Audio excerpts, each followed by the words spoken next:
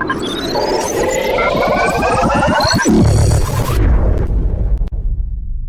вами журналист Олег Желнин и передача «Зона особого внимания».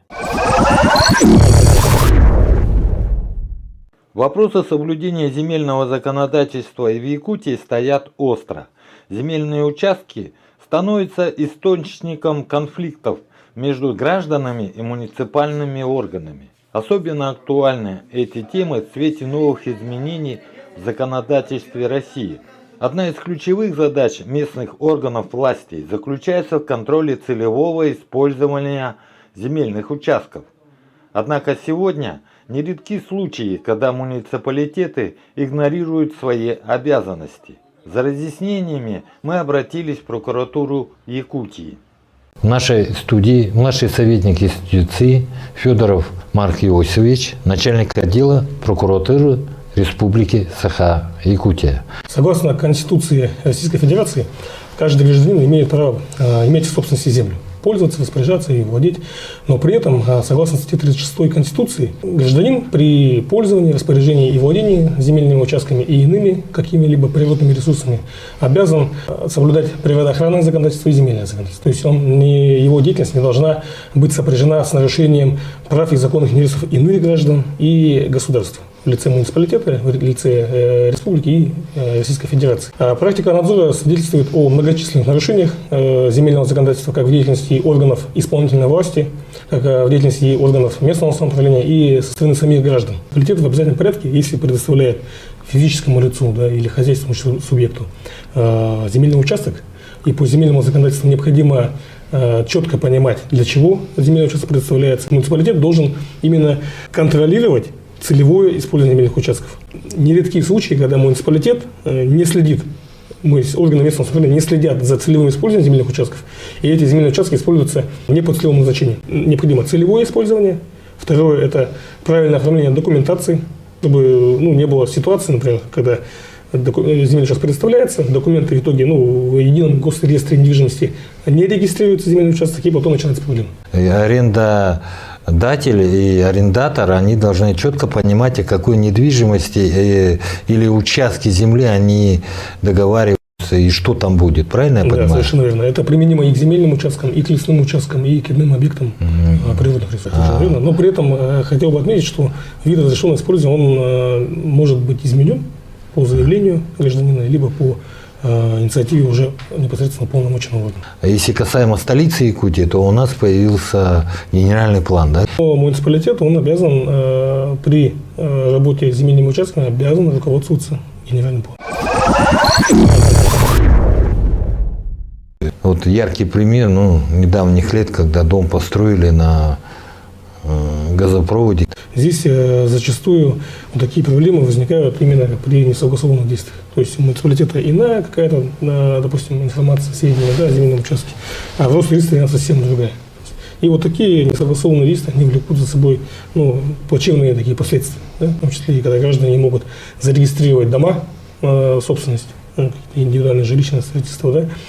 Или, как вы сказали, проживают на территории, где проходит, допустим, какая-то газовая труба, например. Да, такие факты имеются, и мы с ними, конечно, работаем и пытаемся, конечно, эту проблему искоренить. Ответственность наших контролирующих органов, какова их ответственность? За нарушение, именно, допустим, за незаконное предоставление земельного участка, да, или за нарушение сроков рассмотрения заявления граждан или хозяйственных субъектов о предоставлении земельного участка, а равно за незаконный отказ в предоставлении земельного участка, предусмотрена административная ответственность по статье 19.9 Кодекса об административных правонарушениях. Например, муниципалитет, который владеет земельным участком, к нему поступает заявление от физического лица о предоставлении земельного участка. Муниципалитет либо нарушает сроки рассмотрения, либо незаконно отказывает. В данном случае граждане должны обращаться в органы прокуратуры, в том числе территориальные, поскольку возбуждение таких административных дел – это исключительная компетенция органов прокуратуры.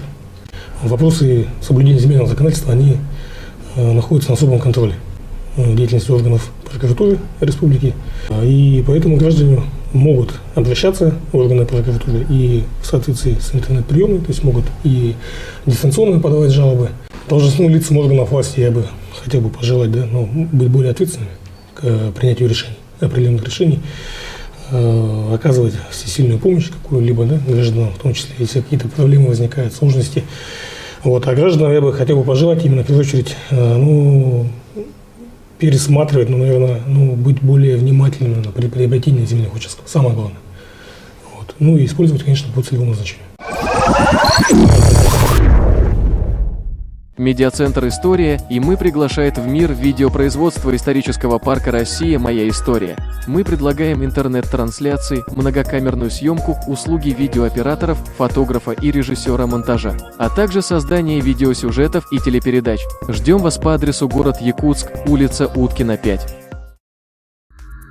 Станьте спонсором СМИ телепрограммы «Точка взаимодействия». Наши передачи смотрят и любят. У нас много друзей. Ваш логотип и ролик будут размещены в телеэфире телеканала «Россия-24» и социальных сетях телепрограммы. Обращайтесь. Мы ждем вас.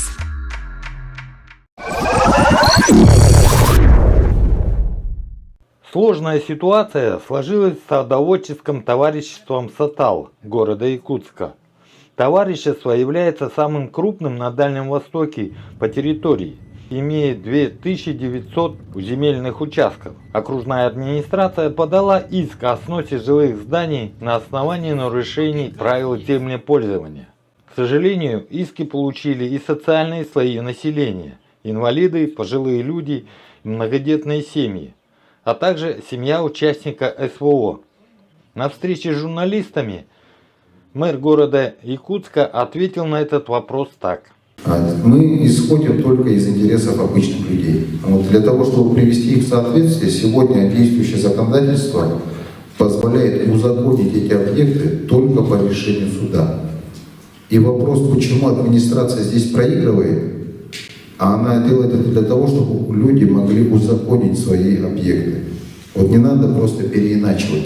Здесь мы действуем в интересах граждан, которые построились и попали в заложники в такую ситуацию, по которому сейчас возбуждены уголовные дела. Я не переиначиваю, суд-то не я подаю, а мэрия. Но это делается для того, чтобы человек мог этим иском, который подался, получить ответ, что сносить нельзя. Дальше надо легализовать. Это делается так, это общее правило, это везде так. Другого способа легализовать этот дом нету. Так гласит 222 статья Гражданского кодекса. Мы не настаиваем в этом вопросе, мы идем лишь для того, чтобы легализовать существующие дома людей, понимая, в какой они ситуации. Но, как оказалось, это не единственный путь по решению вопроса садоводческого товарищества «Сатал». Внесла ясность в этот вопрос и юрист, и представитель правления товарищества «Сатал» Ольга Саргыдаева. Не только обратившись в суд, можно было легализовать. Легализовать можно было после ноября 2023 года, изменив правила землепользования. У нас генеральный план был изменен в ноябре 2023 года, и там территория Сатала полностью там практически подведение садоводчества и огородничества. Да? После этого Сатал обращался 3 раза, для того, чтобы там заявительный характер, для того, чтобы привели в правила землепользования в соответствии с генеральным планом. Вот этот первый выход, чего не было сделано. Было такое обращение, когда депутаты Якутской городской думы под председательством депутата Ильина рассмотрели наше обращение, я там участвовала, по правилам землепользования, по изменению правил землепользования. И они протокольное поручение такое и вынесли. На ближайшую сессию внесите, пожалуйста, изменение правил землепользования в отношении Сатала. Это не было сделано. И все. Как садоводческое товарищество обратились, 3 раза обратились за 2024 год. Генеральный план изменили, измените, пожалуйста, нам правила землепользования. Они не были услышаны. Потом появилась эта муниципальная инспекция, они инспектировали, обнаружили там самовольные постройки. И вот это, а когда есть самовольная постройка, что у нас? У нас все дела касательно изменений правил землепользования приостанавливаются, пока эти дела не будут рассмотрены судом. Весь конфликт интересов в этом. И в итоге люди накануне прям вот холодов, октябрь, ноябрь, декабрь месяцы, получили иски о сносе их построек и об освобождении земельных участков. Конечно, люди по-разному это восприняли, да? Они вообще ошалели, мягко говоря. Как это так? Посреди зимы нас будут сносить. Ну вот, насколько это вот правильно, да, по сносу, когда на носу зима, это первый вопрос. И можно было это решить с ноября месяца до октября-ноября месяца. Целый год прошел. Судебные решения мэрии не совсем понятны, когда можно было не доводить дело до судебных разбирательств, а просто ответить на обращения горожан и депутатов Якутской городской думы. Оказывается, есть пути решения без судебных разбирательств, а также возможность пополнить бюджет города Якутска. Можно было бы еще выкупить у мэрии эти земельные участки населения.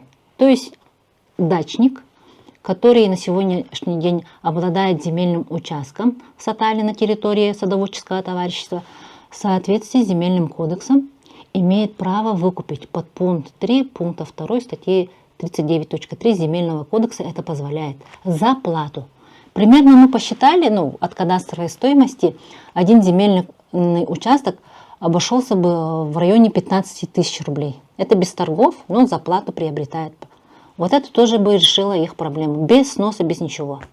И в-третьих, если мы говорим о том, что да, там кто-то с чем-то там каким-то образом распоряжался, продавал, риэлторы на риэлторах, мэрия могла заключить вот с теми же лицами, если они выкупить не хотят, с каждым из членов договора аренды.